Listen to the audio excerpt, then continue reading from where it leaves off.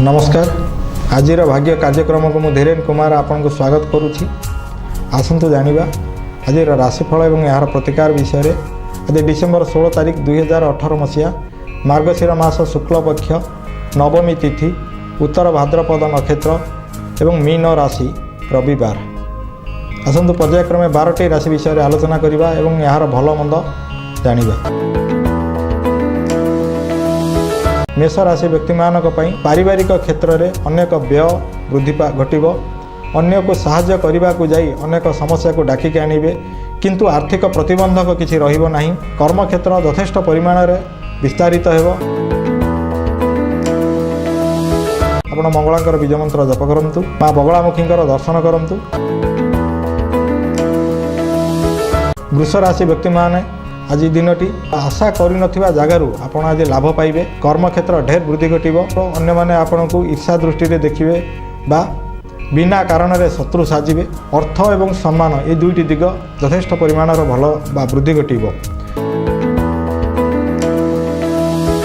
शुक्रंकर बीज मंत्र जप करंतु, बा कमलांकर बीज मंत्र जप करंतु।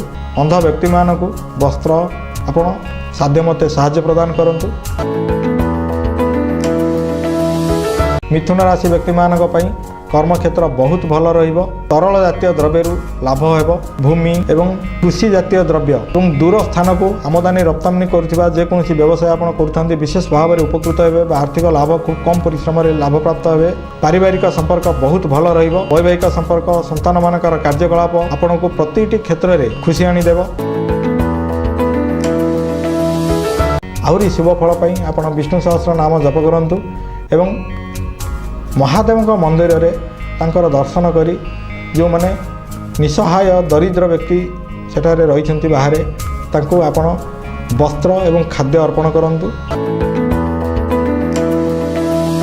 कर्कट राशि व्यक्ति मानक कर्म क्षेत्र ढेर वृद्धि घटव। चापग्रस्त रहिबे। स्वास्थ्य मध्यम रहिबो। विभिन्न प्रकार छोटकाटिया समस्या दे गति करिवे। मानसिक स्थिति प्रायतः चापग्रस्त रहिबे। राहुंकर इष्टदेवी माँ छिन्नमस्तांकर दर्शन करंतु एवं पागल व्यक्ति मानक वस्त्र एवं भोजन प्रदान करंतु। प्रवाहित जल रे छोट लुहा कला राशि कोईला कला रंगर पुष्प किछि आपण प्रवाहित जल रे भसाई दे। सिंह राशि हठात दूर स्थान को यात्रा करी व्यय वृद्धि घटी पारे। अन्य को साहाय्य करने को जाई ऋण करिवार जोग रही। आपणकर बंधु माने यथेष्ट परिमाण वृद्धि घटवे। प्रशंसा एवं सम्मान यथेष्ट परिमाण वृद्धि घटव। संतान मानकर कार्यकलाप बा संतान मानक सहित किछिटा मतांतर जोग रही। पारिवारिक संपर्क मध्यम रहिबो। सूर्यदेव को प्रणाम करंतु। कौन सी देवस्थानीय बा आश्रम रे आपण अग्नि को शांत कला परी जहाँ जहाँ सब आवश्यक जेपरिक प्रदान करंतु। कन्या राशि व्यक्ति मानक आज दिनटी भल रहिले मध्य प्रतिटी क्षेत्र में किछि ना किछि समस्या सृष्टि करिवो। अन्य को प्रभावित कला परी कार्य करी यथेष्ट लाभवान हेबे। शिक्षा पारिवारिक स्थिति गवेषणा ये सब दिगरु किछि ना किछि शुभ फल प्राप्त हेबे। नूतन द्रव्य किछि ना किछि आज क्रय करिया पई आपण अचानक निष्पत्ति नहीं पारंती। शनिदेवंकर बीज मंत्र जप करंतु। हनुमानकर चालीसा पठन करंतु। छोट छोट पिला मानकु खेलना प्रदान करंतु। तुला राशि व्यक्ति मानक कर्म क्षेत्र बेस भल रहिबो। नुआ नुआ कर्म करिबा पई अनेक सुजोग सृष्टि हेबो। आर्थिक दिगटी यथेष्ट भल रहिबो। पारिवारिक क्षेत्र में निजर प्रभाव विस्तार करी प्रशंसित हेबे। शुक्रंकर बीज मंत्र बा माँ कमलांकर बीज मंत्र जप करंतु। माँ कमला को दर्शन करी तांको पाखरे भोग करी छोट छोट पिला मानकु बांटी दियंतु एवं घरे मातृस्थानीय व्यक्तिंकर आशीर्वाद नियंतु। बहु व्यय दूर स्थान को यात्रा एवं कर्म क्षेत्र को विस्तारित करने अनेक व्यय करने को पड़ पारे। स्वास्थ्य भल रहिबो। आत्मसम्मान प्रशंसा बा जश ख्याति यह बढ़ी बढ़ी चलिबो। परिस्थ व्यक्तिंक ठारू अनेक साहाय्य प्रतिश्रुति एपरिक आर्थिक दिगरु यथेष्ट परिमाणर शुभ फल प्राप्त होवार जोग रही। सूर्यदेव को सकाळ उठी प्रणाम करंतु एवं गुरु स्थानीय व्यक्ति मानकर एमानकर पाद छुई आशीर्वाद नियंतु। धनु राशि व्यक्ति मानक पई विभिन्न प्रकार सुजोग सृष्टि हेले मध्य समस्या छाड़िब नहीं। दिनटी जाक आपण चापग्रस्त एवं विभिन्न प्रकार मानसिक स्तर में आंदोलित समस्या दे गति करेंगे। मानसिक स्तर में अशांति लाभ हो। आर्थिक दिग प्रायतः भल रहिबो। आपण शनिदेवंकर विजय मंत्र जप करंतु। अंगहीन बा विकलांग व्यक्ति मानक खाद्य वस्त्र आपण किछि प्रदान करंतु साध्य मते।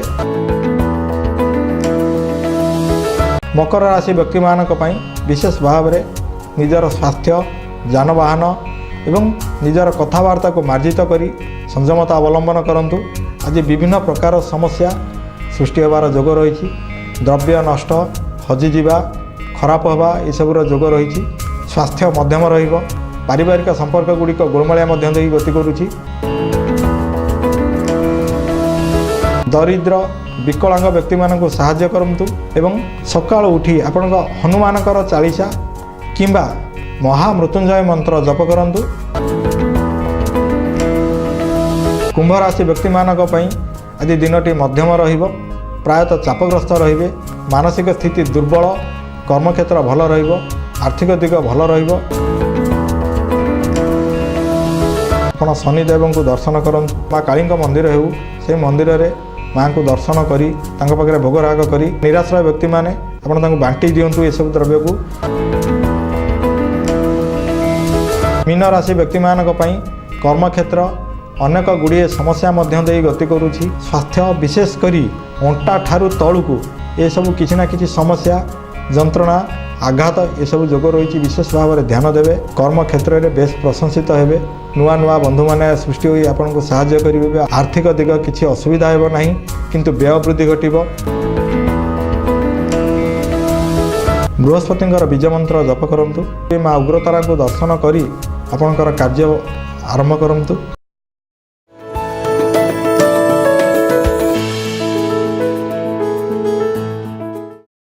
यही पर्यायक्रमे 12टी राशि राशिफल और यार प्रतिकार विषय में आसंता काली ठीक यही समय आज भाग्य कार्यक्रम पुणी देखा रहुछि। नमस्कार। यह कार्यक्रम